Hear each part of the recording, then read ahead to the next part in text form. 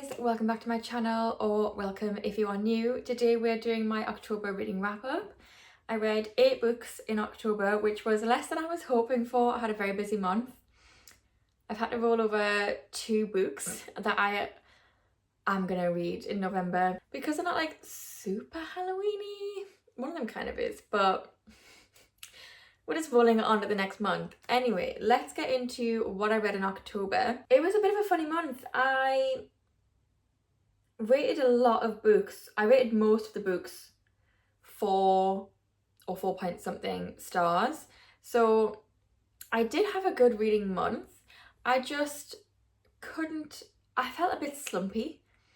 And I feel like I couldn't really explain what I liked about books or what I felt. I just sort of read them, didn't know what I felt, and just kind of struggled reading them, but it wasn't the book's fault necessarily. It was a weird one. But we started out very strong reading Apprentice to the Villain. I rated it a 4.75 stars. It's not got any spice in, it's YA. This one,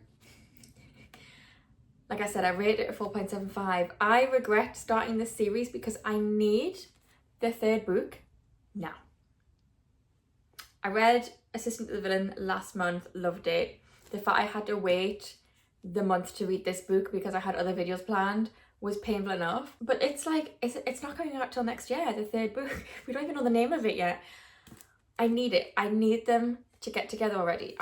I'm dying for it. I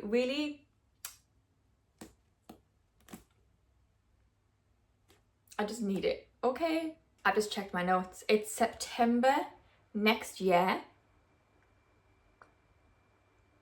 I can't wait till September next year for the next book. I love this. The banter, the found family. It's just so fun. I was giggling the whole time. I cannot recommend this series enough. And considering this is only her 2nd book, Assistant to the Villain was her first ever book. I love her. Next, I read You Again by Kate Goldbeck. This book was on my TBR like last autumn and never got around to it. The only reason I finished this book was because I'd already put the sticker in my diary. And that is pretty much the only reason I finished it. I rated it a 2.5 stars. The spice was like a 2. None of the characters were likable. Especially the main 2. I hated both the main 2 characters, but especially the female main character. They just weren't likable. And this was not When Harry Met Sally. I don't think it was When Harry Met Sally called. I love that movie. It's such a good movie. This did not feel like it because they're not even like friends. They always are like a little bit like, I don't know. I just didn't like it. It was far too long. And it just wasn't good. It just went on like nothing happened whenever, because obviously the book goes on for years and years and nothing ever really happens in the book. I just don't like it. So, and you didn't learn anything about the characters, nothing past surface level. So you don't even know, there's no way to understand why the characters are the way they are. They just are the way they are and they're insufferable. And you don't have any background understanding of that. I also think I just didn't think the relationship was realistic or compatible in any way. So for a rom-com, it wasn't funny and it wasn't romantic. So kind of failed in my opinion. Next, I read Business Casual by B.K. Borison. This is the final book in the Love Light Farms series. This one was so cute. I rated it a 4.25 and a 2.5 chili pepper spice rating. This one, I just loved Charlie. He was desperate for Inglewild to be his home, but he felt like it couldn't be because he'd built a life in New York, even though he didn't enjoy that life. And he was finding every reason possible to go back to Inglewild, and everyone he cared about was there. And he was just like, he just wanted a home. And it was so cute. And the way everyone's like, no, this is your home. You don't need to do anything to get our love. You have our love. I loved that part of it. Yeah, this series has really good found family in it. I think as far as the romance goes, it was good. It wasn't my favourite out of them. I think my favourite is either Love Like Farms or Mixed Signals. I loved those two, but this one was also really good. B.K. Barrison just does a really good job of a cosy romance that's just really sweet, while also still having some spice and making it, you know, a bit interesting. But yeah, they're just really sweet and wholesome, and I love it. And I want to live in Inglewild. Like, the whole phone tree thing, I think is hilarious. I love it. And the fact that Charlie would like be in a meeting, and if the phone tree rang him, he would be like, I need to leave a minute, and he would go and continue the phone tree. He was committed to this town without even living there. I love him. Okay, the next book I started, but in the middle of reading it, I read another 2 books in between. So I did start The Secret History back, I think this book took me 11... I started on the 11th, finished on the 28th, so that took me like 2 weeks to read this. That's 17 days. The reason it took me so long to read this, I was listening to it mostly. I did get it on Audible. I would have read this so much easier if the chapters weren't over 100 pages long each. I think the shortest chapter is chapter 1 and it's 48 pages. Chapter 8 was 125 pages. I hate finishing things in the middle of a chapter. I think if it was just smaller and more like bite-sized, like there were parts where then like you had like a bit of an extra gap, and that's kind of like a pause and it's going on to something else. But to me that wasn't like enough. The chapters did not need to be that long. A 600-page book should not only have 8 chapters. It just is ridiculous. So listening to it, at least I could put it on like 2 times speed or whatever and get through it while doing something else. And I didn't feel like I wasn't making any progress. So yeah, my biggest criticism, I hated the length of the chapters. It really, that's what took me so long to read it. If they were shorter, I would have gotten through it so much quicker. But this one I rated a 4 stars. I did really enjoy it. I don't know if Haunting and Hunting Adeline just completely ruined my brain chemistry, but I didn't think it was that dark. I mean, like, there's murder, there's drugs, there's all sorts, whatever. Like, it just didn't feel that dark. I don't know. But it was enjoyable. It definitely had a good vibe for October and just for autumn, fall in general, because it gave like, not spooky vibes, just like dark, like literally dark, as in like there's clouds in the sky, the sun's not really coming through, everything looks a little bit grayscale. Like, that's the kind of feeling I got while reading it. I did also find, surprisingly, it wasn't hard to read. I was expecting, with it being a dark academia, that I just wouldn't be smart enough for it, but I found it didn't have too complicated a sentence structure, and it wasn't using these massive words that you'd never heard of before, that you don't know what they mean unless you're really smart. It didn't have any of that, just it was long-winded in that the chapters were long. But the sentence structure itself was fairly easy to follow, so I didn't feel like an idiot while reading it, which was nice actually. So I would say it's a good beginner dark academia. If you're wanting to get into the genre, I think it's easy to digest. So yeah, in between reading that, I read Masters of Death by Olivia Blake. This one I rated 4 stars. It's not got any spice or anything. This one, I can't remember how I feel about it, to be completely honest. I finished writing out my reading journal and I just can't remember anything for any of them. I didn't write them down as I went, like my reviews. So we're kind of going with it. I did do a video where I read this book and half of The Secret History. I remember it was quite fun to read. It takes place over quite a short space of time, but it's like kind of going back and forwards in the past a little bit.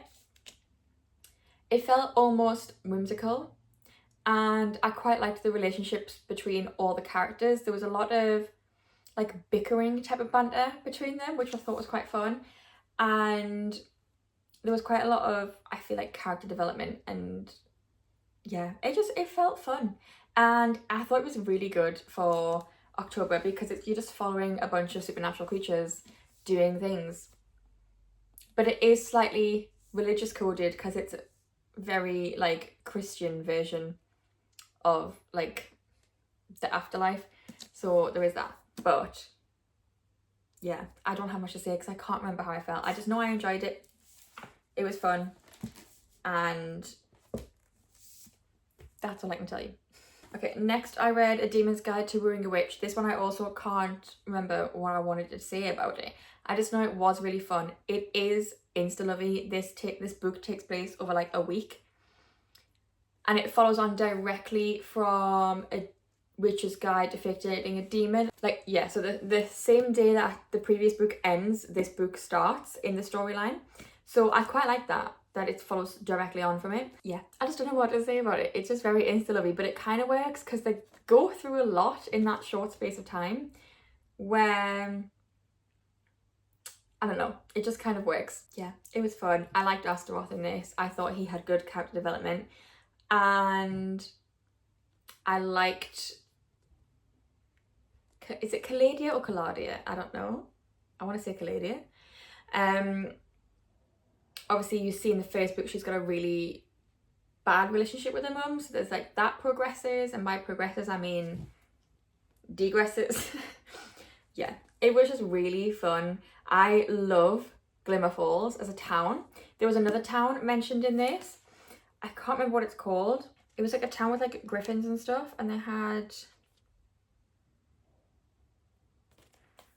yeah, they had like a festival going on, annual Griffin's Nest Mariachi Festival, and they had like a whole bunch of festivals going on. I would love to see more of that town, honestly. I thought it sounded absolutely adorable. What's it called? Oh, it's literally called Griffin's Nest. Yeah, that sounded like a really cute little town. I love the small town vibes of this series. Glimmer Falls sounds adorable, but Griffin's Nest also sounded really cute. So I hope we can get to see more of that town, either in the next book in the series or maybe like a spin-off series or something, I don't know. Okay, next on Kindle I read Hollow Heathens. I rated that one a 4.25 and a 3 chili pepper. It probably isn't a 3 chili pepper, to be honest with you. There isn't that much spice in it, but the whole book is kind of like darker, I guess. I don't know, it probably isn't a 3 chili pepper, I'm gonna be honest with you. I really enjoyed this book. It was a little bit slow to start off with. There was a really weird war scene happened. Thankfully, it was not like in a sex scene, because that would have made me stop reading. But in the context, I managed to get over it and just forget it kind of happened, because it was slightly cringe. After that though, perfectly fine. This book again, perfect October vibes. It probably still would work just in general. Like now we're getting into like darker autumn, fall, like where like November is gonna be like cloudy, it's gonna be rainy. It's probably like a good vibe even for November, but it just felt like the vibe of it was like desaturated. Like it would have been grayscale, like not a lot of colour, everything just kind of dark and spooky and cloudy and foggy. It just had such good vibes for this time of year. Obviously this book does follow witches, but it's not like cute fun rom-com like this book. It was like quite dark covens, like mysterious things are going on, someone's lying, someone's being like dodgy and untrustworthy, and the good coven, are they really that good, and is the bad coven really that bad? And it's just like, yeah, really really fun. I loved the town, even though like the female main character, she was like, no, this is my home, like I don't want to leave this town. And I was like, but I can't see why you wouldn't leave this town, like you specifically. I think for everyone else it was such a nice little town, even though like you can't leave. But for the main character, I was like, maybe you should leave. Like this does not sound healthy. But yeah, the vibes were just immaculate for this book, and yeah, I loved it. It was really good. It was a fun time. Okay, the final book I read was another witchy rom-com. This one was Hex in the City. I got this last year. I was meant to read it last October, didn't get around to it, so I was like, I have to this year.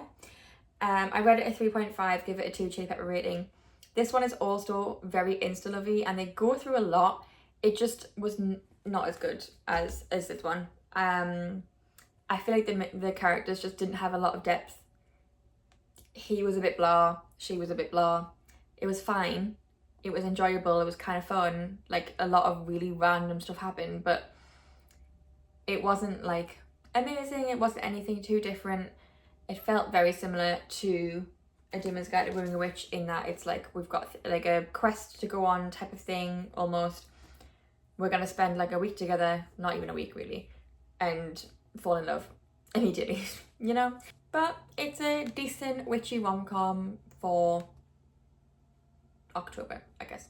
Okay, so that's everything I read last month. I feel like I didn't have many thoughts on any of the books, so this month I'm going to try to actually think about what I'm reading and be a bit more mindful and try and remember everything, and also try to get out of this kind of slumpy feeling I've got.